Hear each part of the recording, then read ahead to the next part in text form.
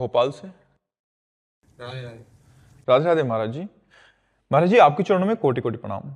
हे गुरुदेव, मैं भगवान से मन चाहा वरदान प्राप्त करना चाहता हूं। मैं ऐसी कौन सी तपस्या साधना करूं जिससे भगवान स्वयं वर देने के लिए प्रकट हो जाएं?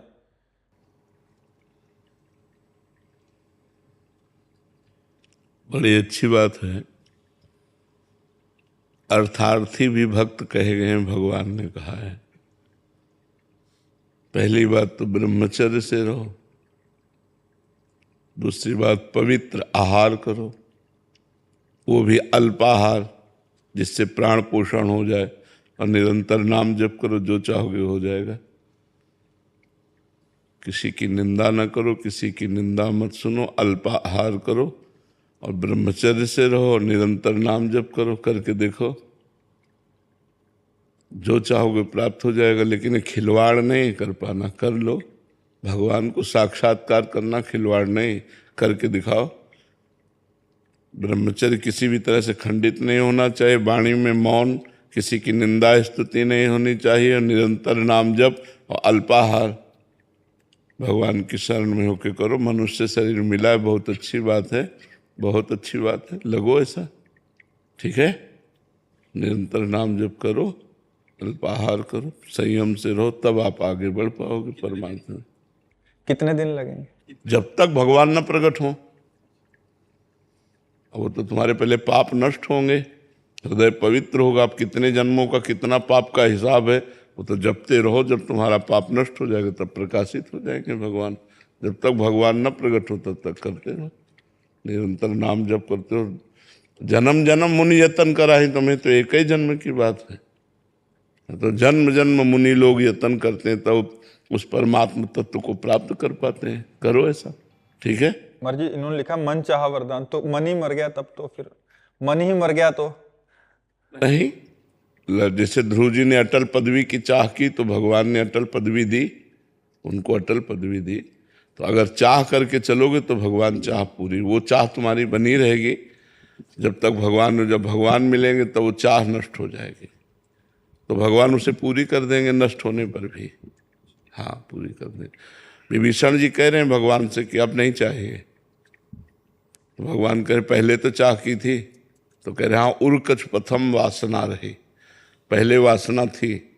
अब प्रभुपद सरित आपके प्रेम रूपी चरणों का दर्शन करके वो सब बह गई। आप नहीं, पर भगवान ने कहा नहीं, एक कल्प तक लंका का राज्य स्वीकार करो। ये जो चाह करोगे, हर इच्छा कछु दुर्लभ नहीं, भगवान की कृपा प्रसाद से सब पूर्ण हो जाएगा। तो लगो, हम तो ये बहुत अच्छी बात है, भगवान में लग करके वरदान चाहते हो। क्या वरदान चाहते हो? महाराज जी, वो चक्रवर्ती राजा बन। अब खैर चक्रवर्ती तो नहीं रह गया है, चक्रवर्ती रह ही नहीं गया है। चक्रवर्ती का मतलब होता है जहाँ से सूर्य उदय होता है जहाँ तक अंत होता है। अब तो कलयुग में चक्रवर्ती रह ही नहीं गया है। अब तो जो सतयुग आएगा उसमें बन जाए। हाँ, तपस्या करो, अगर भगवान चाहेंगे तो अन्य युगों में कभी ऐसा। कलयुग में तो चक्रवर्ती सम्राट पद का धीरे से काम खत्म हो चुका है। अब तो अलग अलग देश के राजा हैं, अलग अलग देश के प्राइम मिनिस्टर हैं, तब तो ऐसा। अगर भगवान ही को प्राप्त कर लो तो कौन सब, फिर तो अनंत ब्रह्मांडों के स्वामी के दास हो गए, तो सब कुछ तुम्हारा ही है। छोटी चक्रवर्ती सम्राट पद बहुत छोटा है। देवराज इंद्र का पद, ब्रह्मा का पद भी जिस पद के आगे छोटा है वो है हरिदासत्व। भगवान के दासत्व को क्यों नहीं मांगते कि मैं सदैव आपके चरणों के समीप रहूं, आपको देखता रहूं, निरंतर नाम जप करूं, आपके प्रेम में रोऊं, ये बात मांगते। चक्रवर्ती सम्राट बहुत से हो गए, धूल दूसरित हो गए, कौन जानता है। इतिहास के पन्नों में लिखे रह गए, और उनके बने हुए जो महल थे वो खंडहर हो गए। क्या है चक्रवर्ती सम्राट? 4 दिन की चांदनी फिर अंधेरी रात, फायदा क्या? महाराज जी, इस प्रश्न का कोई अस्तित्व तो नहीं है जो कर रहा हूँ। आपसे वरदान मांगने के लिए बोला जाए कि भगवान के द्वारा, तो आप क्या मांगो? भगवान से खुद कहेंगे हम, तुम्हें तो क्या चाहिए।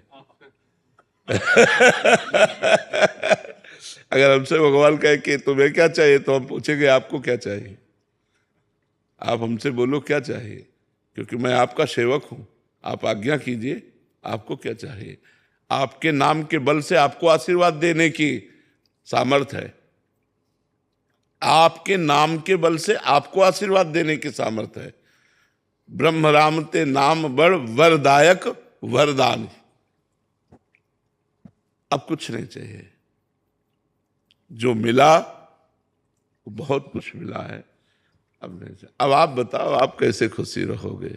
आप सुखी रहो, आप खुशी रहो, आपके सेवक है, आज्ञा कीजिए, आपके नाम के बल से सब पूर्ण होगा।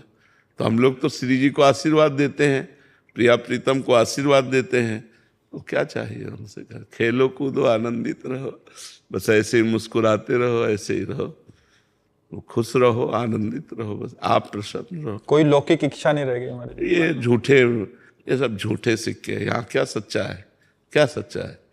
कौन सा सुख ऐसा है जो कि वाह, बोलो क्या सच्चा है। रुपया का महत्व किस काम का। अच्छा, शरीर अस्वस्थ है तो किस काम का जीवन। अच्छा, शरीर स्वस्थ है तो कौन सा ऐसा भोग सर्वश्रेष्ठ, मलमूत्र के द्वार ही तो है। कौन सा ऐसा श्रेष्ठ सुख है, तो और कौन सा भोग रह गया।